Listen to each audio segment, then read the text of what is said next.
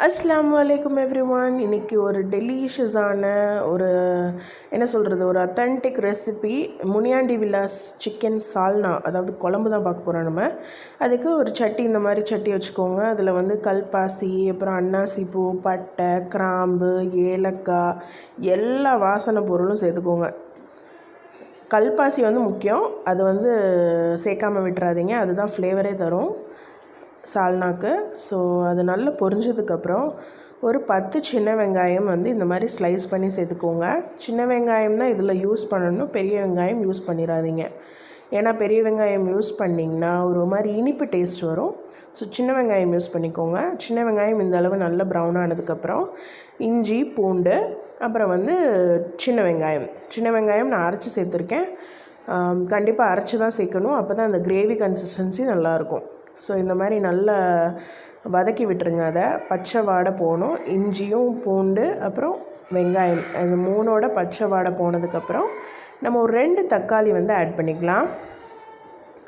தக்காளி ரொம்ப சேர்க்க வேண்டாம், 2 தக்காளி போதும். ஒரு மீடியம் சைஸ் தக்காளி தான் நான் எடுத்திருக்கேன். 2 போடுங்க. போட்டுட்டு நல்லா அதை சுருள வதக்கி விடுங்க.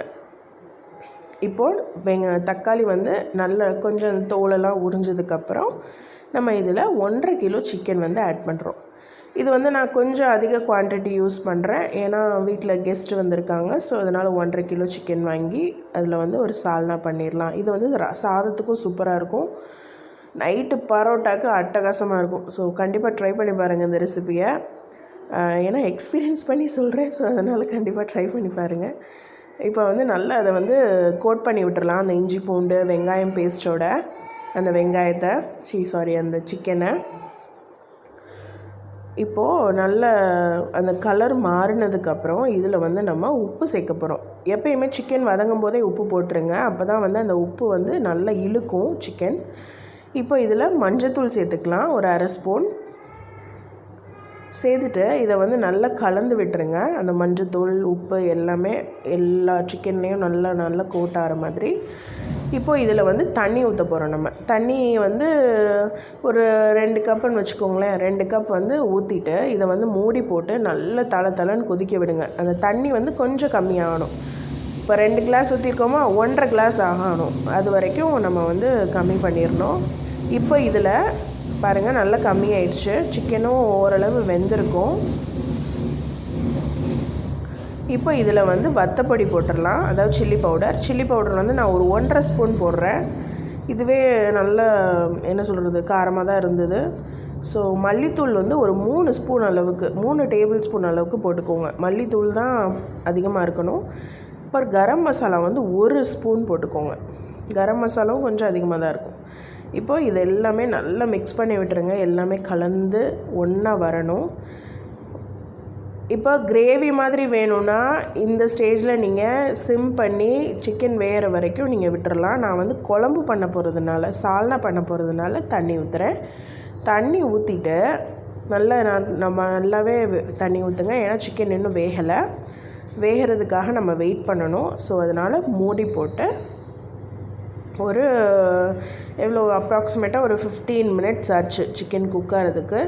இப்போ ஒரு 10 மினிட்ஸில் பார்க்குறேன், ஒரு 95% குக் ஆகிருக்கு. இன்னும் ஆனால் கொஞ்சம் சக்கையாக தான் இருக்குது. ஸோ அதனால் திரும்பவும் மூடி போட்டு அந்த எண்ணெய் பிரிகிற வரைக்கும் நல்லா அதை குக் பண்ணிடணும். இப்போ பாருங்கள், நல்லா அந்த தண்ணியெல்லாம் சூப்பராகவே வற்றிடுச்சு.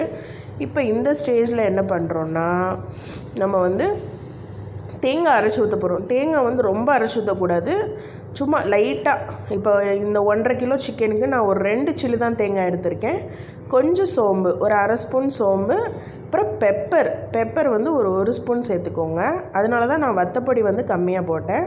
ஸோ இதை நல்லா தண்ணியாட்டம் அரைச்சி இதை ஊற்றிடுங்க.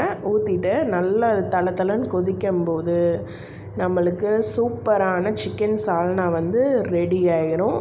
ஸோ கண்டிப்பாக அந்த ரெசிபியை ட்ரை பண்ணி பாருங்கங்க, சூப்பராக இருந்தது. ரைஸுக்கும் நல்லா இருந்தது, ப்ளஸ் பரோட்டாவுக்கு சொல்லவே வேண்டாம். கோதுமை பரோட்டா இருக்கட்டும், மைதா பரோட்டா, எல்லாத்துக்குமே சூப்பராக இருந்தது. இந்த வீடியோ உங்களுக்கு பிடிச்சிருந்துச்சுன்னா கண்டிப்பாக ஷேர் பண்ணிடுங்க, நம்ம சேனலை சப்ஸ்கிரைப் பண்ணிடுங்க. தேங்க்யூ.